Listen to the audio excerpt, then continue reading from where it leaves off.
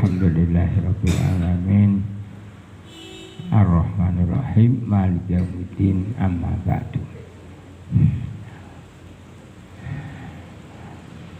Al-Ustaz yang kami cintai, ibu-ibu, bapak-bapak yang kami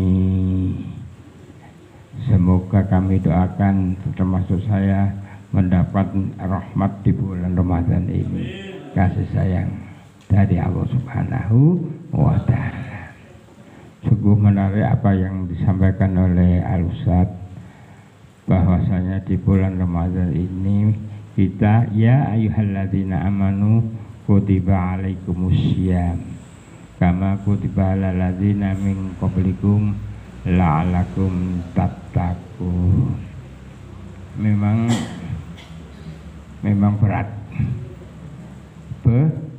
berat ya ibu-ibu, berat. Ngerewangi ibu-ibu masak wae ganjarane luar biasa. Apa luar negeri apa luar biasa? Bu, luar biasa kayak masak ya, turu pun pahalanya luar biasa karena raketok gaib. Jadi ini luar biasa. Saya lihat di YouTube Ustaz Adi katakan bahwa bulan Ramadan ini bulan yang agung, bulan yang agung. Kalau kita ingin mencapai keagungan ya nilai-nilai takwa kepada Allah Subhanahu wa Ta'ala semakin meningkat. Untuk itulah di bulan Ramadan ini kesempatan emas bagi kita semuanya untuk mencapai nilai-nilai muttaqin yang kami harapkan kita semuanya, karena Ramadan ini ya patuh orang ngantuk ya. Oh, hebat. Ganjaran ini paling akeh, paling ngadu anu lagi. Nah Pak paling sithik Pak Risun dan saya paling cedak. Tekan di mau aku lali. Ganjaran ya, karena gaib sehingga setan itu ada yang menang, ada yang kalah. Untuk inilah kami harapkan kepada ibu-ibu dan bapak-bapak kita semuanya untuk mencapai kemenangan di bulan Ramadan. Alhamdulillah, insya Allah. Ada yang 11 rakaat, ada yang 23 rakaat, ada yang 30 rakaat, ada yang 40 rakaat. Monggo dalam perjuangan di bulan Ramadan ini kita berjuang sekuat tenaga. Kan gitu ya Pak Lisan? Berjuang. Dahulu Pak Tugiman, mohon maaf. Ada dua Pak yang saya tanyakan. Yang satu adalah tingkatan hadis, baik itu sahih, dhaif, mutawatir, bahkan masuk ke adab-adab. Ini kadang-kadang membatasi untuk kita beramal. Padahal apabila hadis itu dhaif pun apabila menambah ketakwaan, maka bisa juga diamalkan. Maksud saya hadis penjelasan seperti ini jangan sampai untuk membatasi amal, apa itu betul atau tidak argumen seperti itu. Yang kedua tadi tentang innama a'malu binniyah dan innama a'malu bil khawatim. Di sini kelihatannya ada pengawalan amal, yaitu sesuatu amal itu dinilai atau bermakna itu karena niat amalnya, niat awal. Namun kalau khawatim di sini adalah yang penting akhirnya. apakah itu harus niatnya awalnya baik atau tidak atau bagaimana, atau dengan niat yang tadi karena inama amalu biniyah tadi tidak bisa untuk continue atau sulit untuk continue dilaksanakan. Nah, ini ada membedakan niat atau itu istilahnya kriteria tangga dari niat innama amalu biniyah menjadi yang terakhir innama amalu bil khawatim. Terima kasih atas penjelasannya. Wassalamualaikum warahmatullahi wabarakatuh. Saya tanya karena tidak tahu. Ini yang perlu. Ya. Pertanyaan yang pertama adalah setiap awal Ramadan selalu ditandai dengan penentuan tanggal 1 melalui proses hisab maupun ruqyah. Semuanya menggunakan pedoman tenggelamnya matahari. Ya. Semuanya menggunakan selalu pedoman dengan tenggelamnya matahari. Saya sore hari melihat di Gunung Waran matahari terbenam. Saya pergi ke Pantai Marina, terlihat matahari di sana juga terbenam di lautan. Pertanyaannya saya adalah, di bumi mana matahari itu terbenam ambles itu? Di Afrika atau di mana? Saya tidak tahu. Kok bisa menentukan itu di bumi mana matahari itu angsuk bleng gitu. Pertanyaan yang pertama. Ini saya tanya betul Pak Ustadz, nanti dikira yang lain-lain. Yang kedua adalah ketika bulan Ramadan Rasulullah keluar malam hari sholat 1 kali, jamaah mengikuti. Beliau keluar lagi 2 kali, jamaah mengikuti. Yang ketiga kali beliau tidak keluar. Ya. Masyarakat seolah-olah menganggap tarawih itu adalah 1 bulan penuh sunnah muakkad orang mengambil hukum. Pertanyaannya adalah, Rasulullah apakah sholat tarawih 1 bulan penuh? Padahal beliau hanya keluar 2 kali dan yang ketiga tidak keluar. Istimbat hukumnya dari mana mereka berbuat tarawih 1 bulan penuh? Ada yang 8, ada yang 23, ada yang 36, ada yang 42. Saya butuh penjelasan untuk saya tularkan kepada yang lain, bukan mengada-ada.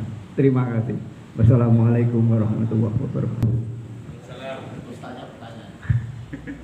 Saya mau jawab boleh Pak Bang? Tentang tadi Pak Slamet bertanya tentang hadis-hadis dhaif, walaupun itu benar kenapa tidak kita jalankan? Itu benar Pak, boleh dijalankan. Tetapi kata-kata pertamanya tolong dihilangkan. Tulisannya di sini Rasulullah bersabda. Nah, itu dihilangkan. Seperti apa? Sumu tasihu, berpuasalah maka akan menyehatkanmu. Itu benar Pak. Dan berkatalah, seorang dokter berkata sumu tasihu, atau peribahasa berkata sumu taisu, atau orang Arab dulu berkata sumu tasihu. Itu boleh Pak. Berpuasa itu menyehatkan dan itu benar. Dan ini mohon maaf Pak Bambang, ini tadi bilang 10 hari pertama rahmah, maghfirah dan itqum minanar, itu padahal tidak seperti itu. Rasulullah tidak berkata seperti itu dan hadisnya dhaif. Itu 1 bulan penuh ampunan, 1 bulan penuh rahmat, dan 1 bulan penuh itu diampuni oleh Allah Subhanahu wa taala. Nah, seperti itu. Jadi kata-kata itu benar, 10 hari pertama itu benar, tapi jangan ada di depannya Rasulullah bersabda atau Rasulullah pernah bersabda, jangan berdusta atas namaku. Begitu Pak Pak Slamet. Ya mungkin nanti bisa teman Pak Abang, saya menurut hemat saya seperti itu. Terus tadi Pak Akmal berkata bahwa Rasulullah tarawih 1-2 kali seperti itu saya ibaratkan haji. Itu Rasulullah itu tidak berhaji hanya 1 kali. Umpama Rasulullah itu berhaji terus, maka para sahabat bisa menyimpulkan bahwa haji itu wajib. bukan hanya tidak mampu ya, tapi wajib karena Rasulullah menjalankan terus. Makanya kalau sholat tarawih ini ada hadisnya, mangkoma Ramadhana, barang siapa mendirikan sholat pada bulan Ramadan, nah seperti itu, ghufira lahu ma taqaddama min dzambik, jadi apa namanya, diampuni dosanya seperti itu. Jadi kalau kenapa kita tidak sholat, karena ada hadisnya, barang siapa mendirikan sholat, entah itu sholat tarawih, sholat tidak dikhususkan tapi hanya mangkoma, mendirikan sholat pada saat bulan Ramadan, sholat tahajud dan sholat lainnya silakan sampai 1 malam penuh pun silakan, yang intinya mendirikan sholat tarawih atau tidak. Makanya Rasulullah tidak melaksanakannya beberapa kali biar tidak dianggap wajib. Kalau Rasulullah melaksanakan terus bisa dianggap wajib, karena apa? Karena Rasulullah rutin seperti itu. Saya cukup sekian, mohon maaf. Assalamualaikum warahmatullahi wabarakatuh. Pak, semua itu yang ada di sini, semua ini saya hormati Pak. Ini saya juga ikut bergabung Pak di rumah. Kemarin telepon menanyakan dia sudah pernah sakit ini saraf Pak, sakit kemudian menjalankan memasuki 5 tahun sampai tahun ini, Ramadan ini dia menjalankan kalau maghrib dia tetap tegur di musola atau di masjid. Nah, dia menjalankan 5 tahun itu, 1 tahunnya diambil 3 bulan Rejab, Saban, Ruwah ini Pak. Nah, itu dijalankan kemarin telepon sama saya, bagaimana hadisnya dia ternyata sudah kemarin punya sakit itu, kemudian tapi ternyata ini Pak dia tegur terhadap Allah Subhanahu wa taala. Ya alhamdulillah kita mengucapkan terima kasih, sama istri saya juga sekarang ya hampir sudah sembuh Pak, itu Pak. Jadi istilahnya dengan mengucapkan terima kasih sama jemaah ini nyuwun doa. Bapak terus yang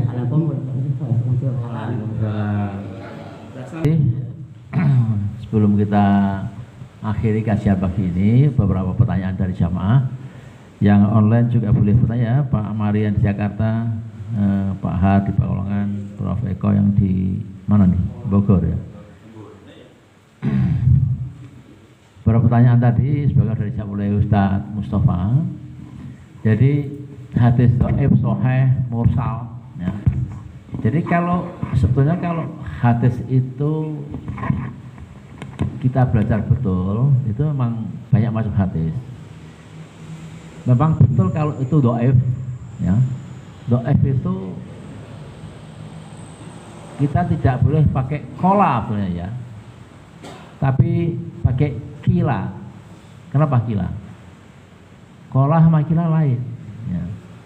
Kola Rasulullah SAW itu kalau yang sahih begitu. Kalau yang mursal, yang dhaif itu sebenarnya nggak boleh kila. Nah, itulah katanya kita itu katanya. Ya.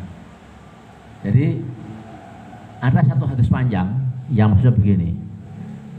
Jika satu ajaran dari ulama ya itu tidak bertentangan dengan Quran dan hadis ya, maka itu boleh diamalkan ya, boleh diamalkan. Tadi kan Mbah Slamet mengatakan jangan sampai mengurangi amal kan, jangan sampai membatasi amal, kan? Ada hadis panjang ya, Bukhari Muslim.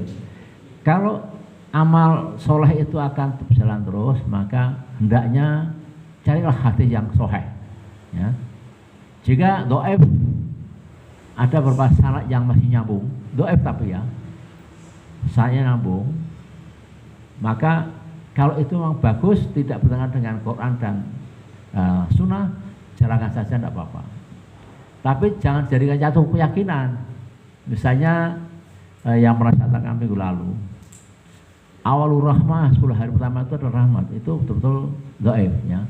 Jangan diyakini, tapi diamalkan boleh. Yakin bahwa puasa ini Allah memberikan rahmah kepada kita semuanya. Kemudian memberikan maghfirah, jelas. Kalau sudah ada rahmah, ada maghfirah, yang terakhir pasti Allah akan bebaskan dari api neraka, ampunan, karena dapat ampunan. Bukan? Karena dikatakan hadis Nabi, man shoma Ramadana imani wa ihtisaban ghufiratu ma taqaddama min dzambi, itu kan. Jadi kalau kita puasa karena iman dihapus dosa-dosa kita. Ulama mengatakan dosa kecil itu bukan dosa besar, karena dosa besar harus melalui taubatan nasuha, bagaimana at-tahrim ya 8. Jadi silahkan diamalkan Pak, selama tidak bertentangan. Kalau itu bertentangan ya jangan gitu, ya mursal, ya kalau itu mursal bertentangan jangan diamalkan. Masih banyak yang amal yang soleh saja kita nggak lengkap, betul nggak? Yang hadis sohih banyak yang kita tidak mampu mengamalkan, saking banyaknya, betul nggak? Kalau kita petani satu-satu, banyak yang kita tidak mampu mengikuti hadis sohih itu. Kenapa nyari yang tidak sohih yang kita amalkan? Ya, kita harus waspada dan hati-hati. Maka tulisan pagi ini di Tadabbur saya katakan muttaqin. Ada 5 indikator orang muttaqin ya kalau dibaca Tadabbur pagi ini. Ya. Kemudian niat dan tekad. Jadi saya katakan di sini niat amal awal itu parsial. Pagi ini kita pergi ke masjid untuk kajian hari ini. Niatnya pagi ini kita pergi. Mungkin besok lagi, Sabtu depan lagi ada hal yang lebih penting, yang bukan kajian kita lebih condong ke sana misalnya. Misalnya ada pameran baju muslim atau ada apa. Kita cenderung ke sana bukan ke sini, itu sudah gugur. Niatnya kurang totalitas. Kalau orang yang totalitas, innama ambil khawatir, ya totalitas niatnya itu. Apapun yang terjadi, aku harus ikut kajian terus. Ilmu adalah dasar utama untuk masuki pintu surga. Ilmu, nggak ada yang lain. Maka itu yang kejar. Apalagi usia-usia tua seperti kita ini, usia penutup itu harus ditutup dengan amal-amal yang bagus. Itu totalitas. Jadi bedanya gimana? Bedanya dari awal niat kita tuh ya niat tidak hanya parsial tapi totalitas. Itu bedanya di situ. Jangan niat parsial tapi niat kita totalitas ya, untuk bisa melakukan sesuatu sampai sampai asal tiba ada niat terus dan terus untuk menimba ilmu. Itu yang namanya totalitas. Yang terakhir dari Pak Tugiman, tiap puasa penentuan tanggal sudah ribut. Sebetulnya yang ribut itu di Indonesia Pak. Ya, maaf ya, karena di sini tercemar dengan politik identitas. Ketika saya ada di Malaysia, di Thailand, Singapura nggak ada seperti itu, ya. Di negara nggak ada seperti itu. Hanya di kita aja seperti ini, ya. Jadi kita harus berkata pada diri kita sendiri, negara kita ini negara yang penuh dengan intrik-intrik identitas, selalu bersoalkan antara ru'yah dan hisab, ya. Yang ru'yah yang mengatakan yang paling benar adalah kami ru'yah, yang hisab kami, yang hisab kami. Yang mana yang betul? Ya semuanya saya betul, asal dilakukan dengan hati yang putih, hati yang mukhlis, ya, hati yang mukhlis. Nah, ini dia. M5 ya. M-nya itu membentuk ini. Muslim, mu'min, muhsin, mukhlis dan muttaqin. Yang mukhlis dan muttaqin ini yang dibutuhkan orang puasa.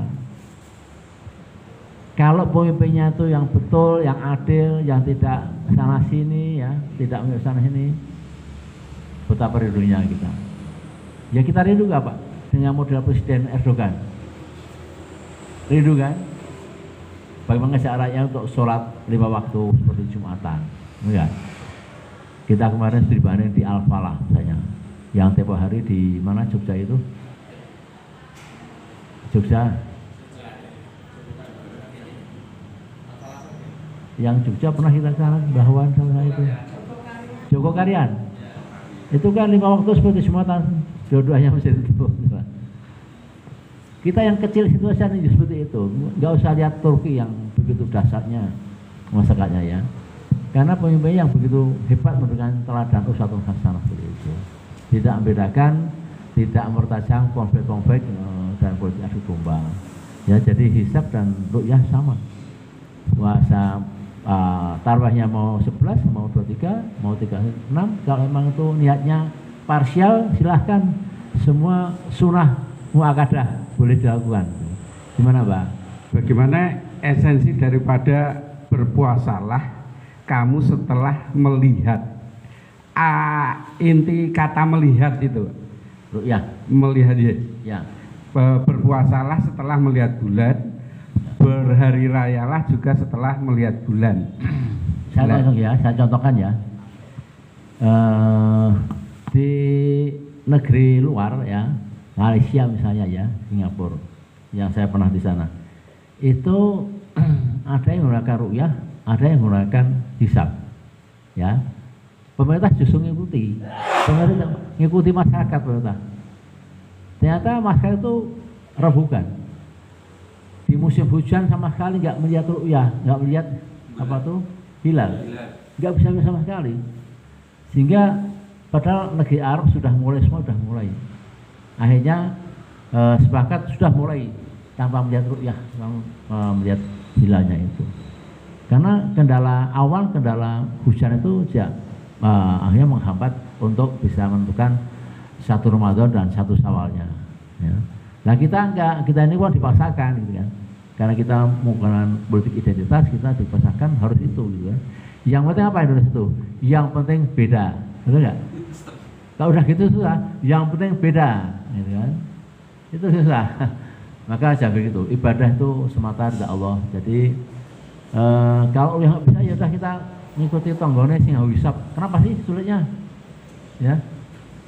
Hisab itu menurut Gus Baha 100 tahun bisa dihitung. Gus Baha itu juga tokoh itu bisa dihitung 100 tahun yang akan datang. Bagaimana? Ya. Oleh itu kita tidak usah membedakan antara hisab dan ru'yah. Yang penting kita bisa menjadi muslim yang baik, menjadi mukmin, meningkat muslim, mukmin dan muttaqin. Allahumma amin. Ya. Barangkali itu kesimpulan dari pagi hari ini. Kita ketemu kultum yang akan datang. Saya senang sangat sekali hari ini ada Ustaz Mustafa yang sudah hilang setahun ya, Mbah ya. Dan terima kasih Pak Timan. Tanpa Pak Timan nggak meriah ini acara-acara seperti ini gitu ya. Demikian untuk jamaah Pak Mari, Prof Eko, Pak Artoyo dan lain-lain. Ada pertanyaan yang sampaikan? Ya, ada. Apa yang kita dengar kajian subuh ini kita kesankan di dalam hati dan niat kita untuk amalkan dan kita sampaikan kepada saudara-saudara yang lain. Dan untuk kesempurnaan majelis ini tidak menjadikan majelis yang sia-sia, marilah majelis ini kita tutup dengan doa kifarah majelis. Subhanakallahumma wa bihamdika asyhadu alla ilaha illa anta astaghfiruka wa atubu ilaik. Salam.